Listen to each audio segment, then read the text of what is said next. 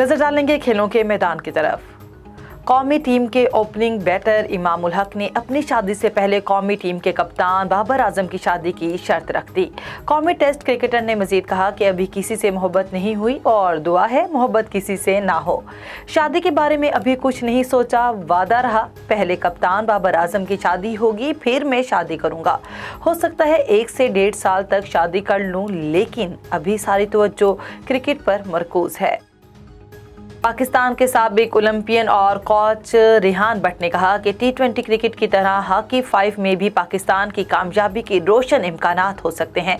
कौमी टीम के कोच ने यह कहा कि तेज़ तरीन और नया फॉर्मेट में है जिसमें बाल मैदान से बाहर नहीं जाती और सब खिलाड़ियों को हर वक्त मुतहरिक रहना पड़ता है। गोल्स की तादाद ज़्यादा होने से फैंस भी इसमें गहरी दिलचस्पी लेंगे। बांग्लादेश क्रिकेट टीम के ऑलराउंडर शकीब उल हसन कोरोना वायरस का शिकार हो गए। बांग्लादेश क्रिकेट बोर्ड ने ऑलराउंडर शकीब उल हसन को कोरोना टेस्ट का नतीजा मस्बत आने की तस्दीक कर दी। बांग्लादेश क्रिकेट बोर्ड के मुताबिक कोरोना वायरस के बायस शकीब उल हसन श्रीलंका के खिलाफ पहले टेस्ट से बाहर हो गए। ख्याल रहे कि श्रीलंकन टीम इस वक्त बांग्लादेश के दौरे पर मौजूद है, जहां उसने 2 टेस्ट मैचेस की सीरीज खेलना है।